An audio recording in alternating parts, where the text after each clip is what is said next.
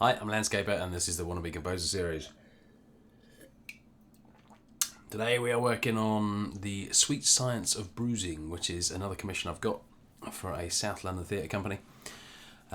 It's set in Victorian England and the whole thing is about women boxing. A kind of underground scene, which seems crazy, doesn't it, that it had to be an underground scene, but there you go. Here we are. This is Victorian England, not modern day. So today we're going to be looking at how I'm going to approach the job a little bit and get into the overture.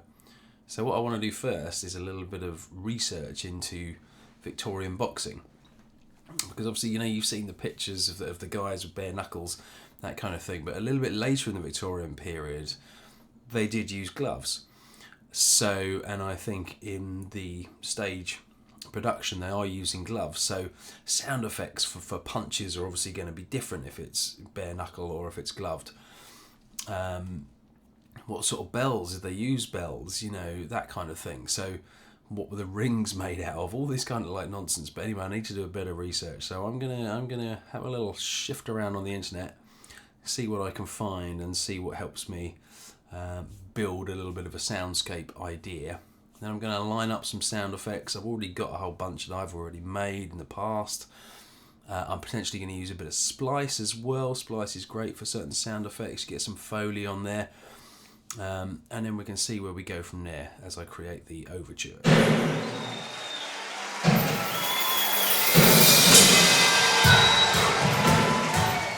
Now, I only want the intro to be about 30 seconds ish, so I've set a marker here to show me where it's got to finish.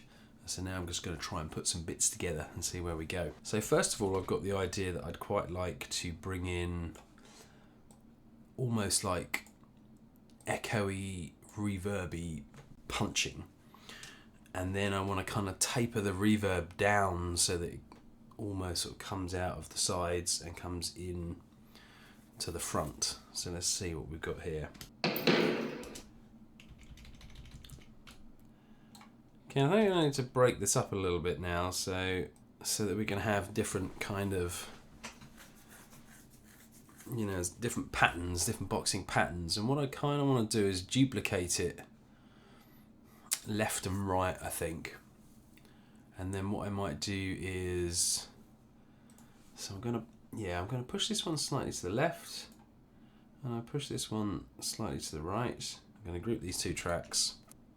So group track to selected tracks. So this adds a group, so call this punch. So this then puts the pair of those tracks into a group, which I can then apply my sound effects, my reverb, that kind of thing I can put on there. And then I can do that thing I was talking about a minute ago. Right, so what I want to do is break these up. I might do a little bit of pitch difference in some of them as well, just to see. So, but let's have a listen first. Right, sounds mental. Now, what I've got to be a little bit careful of here is that if I do it too rhythmically, it's not going to sound natural.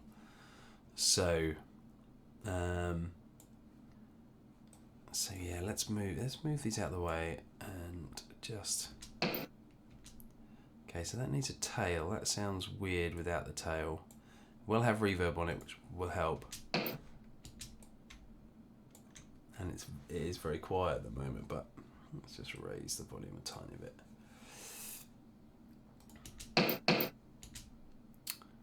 Oh, it doesn't sound good, that, does it?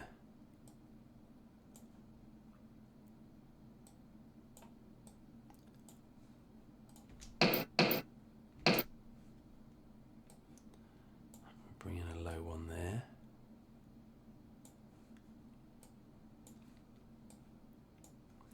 It's possibly not quite far enough. Yeah,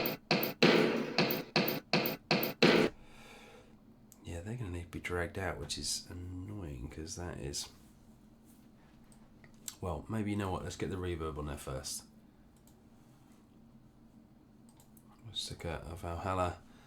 I think we'll go for a room.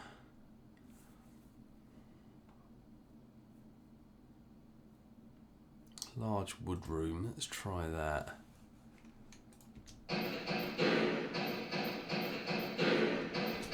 Okay, and then let's try our pitch idea. We'll throw them a little bit further out.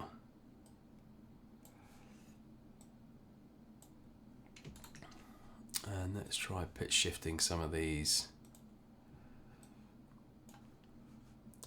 I'll just drop it a little, I think, at first, just to try and...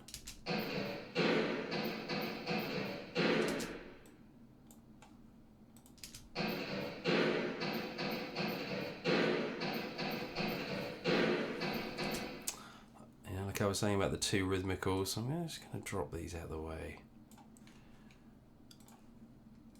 And I kind of, what I'm trying to do in my head is like visualize someone, how quick will they actually throw their arms.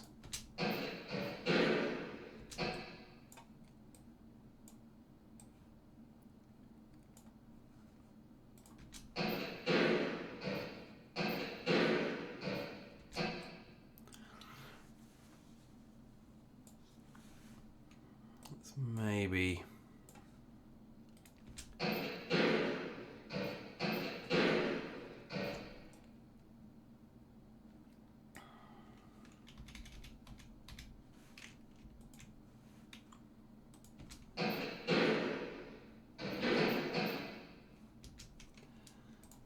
you know, the more I'm doing it, the more I'm starting to think actually it could slip into a rhythm which would be kind of cool. Okay, so I might go with that. Okay, so I want to get more, I think I want to get more thump in there. Because although weirdly, it's a bit like gunshots, right, when you're making Foley and sound effects. Real live gunshots are a lot higher pitched, carry a lot less bass. It's basically, you know, a small metal hitting metal explosion. But in the movies, of course, you want a load of bass and a load of size. But actually, in real life, they don't really sound like that. But so for this, again, the same thing. A fist doesn't actually make all that much noise, and the reverb's only created by the size of the room. But a bit of poetic license. We'll try and get a bit of bass in there.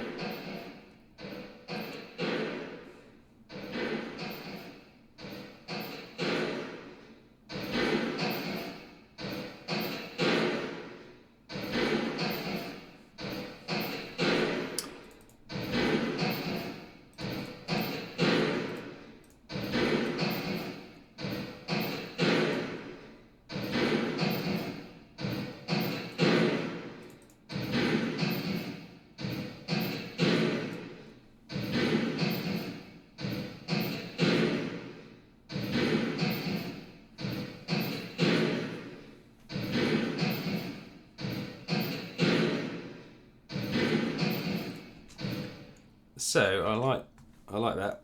It's got a little bit more depth to it now. Let's make all these the same colour just so I don't get lost. Punching, what's punching? It's certainly not blue, but there you go, what are you going to do? So I quite like the idea of this being a little more sparse until it grows into that rhythm. So I think we're going to drop a load of that for this one, then leave one or two more coming in before it gets into that rhythm, and we'll move all this stuff out the way. Just see if this scans across here.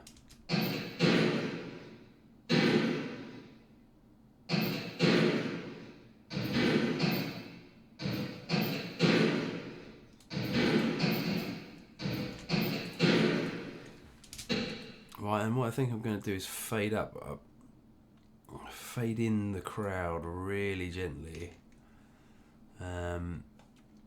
So like our main body is now here. A little bit of an intro there into the crowd coming up, which will probably work manually here. The crowd to be yellow. So.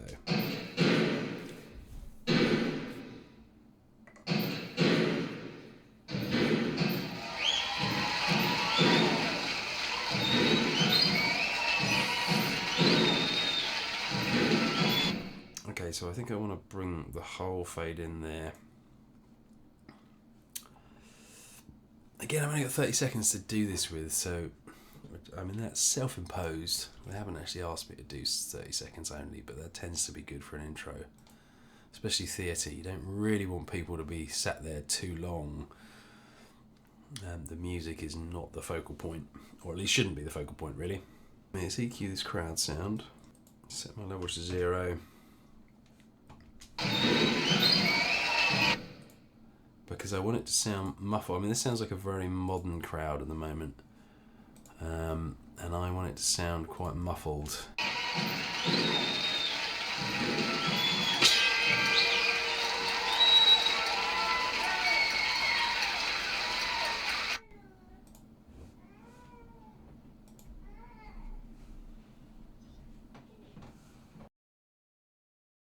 Okay, apologies for that. My son is teething and needed a bit of attention. Anyway, I'm back now.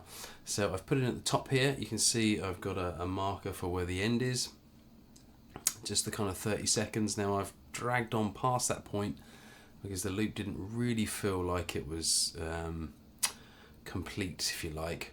Okay, so my initial plan was to use a sort of boxing punch, which I've tried to mix a little bit, get a bit of bass out of it. And then my hope is to start with this, just a couple of punches thrown, and then turn that into a rhythm that's going to run underneath the track itself. So this is what I've got so far for the punch.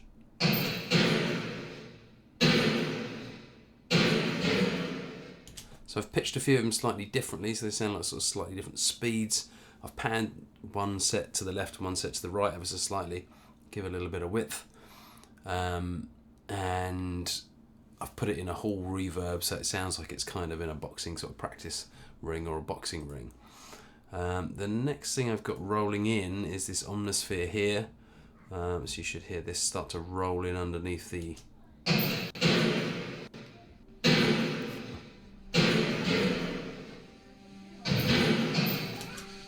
tell you what, I'm just going to get rid of a couple of things because my computer is... I think I can hear a small boy again. Hello. Hello, you're going to be on camera. Don't really want you on camera, do we, really? But never mind. You go straight in for the mouse. Oh! And a crush. Daddy's working. Yeah. That's you. Yeah.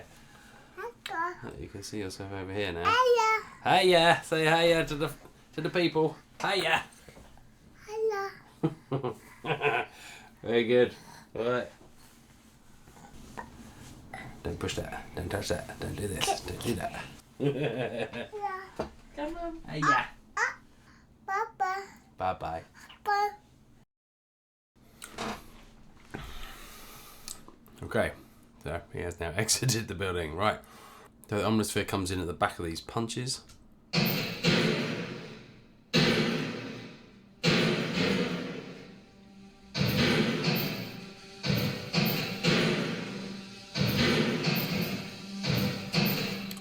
And I've added in, so I found a bell sound, which is kind of bell that they would have used back then, not super dissimilar. And also I'm going to drop in here as well, crowd sound coming in.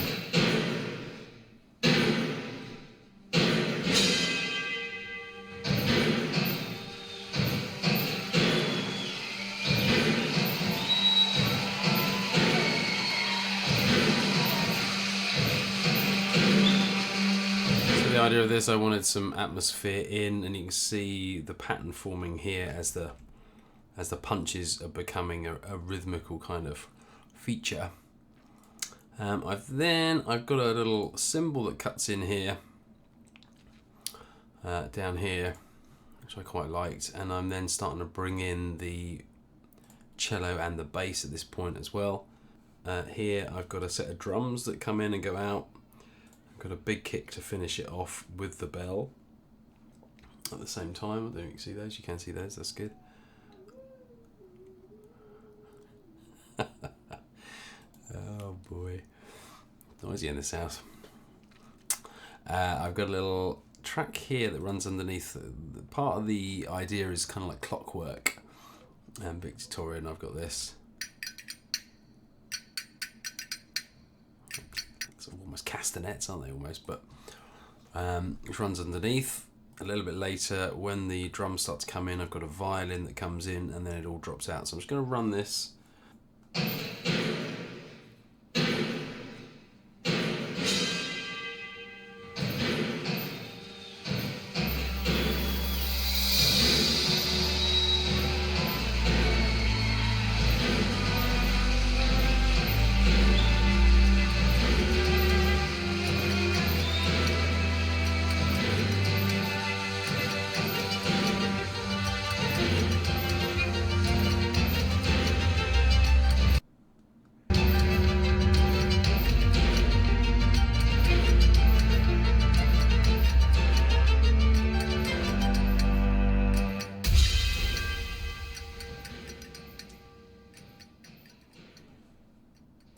And then fade out the punches as well.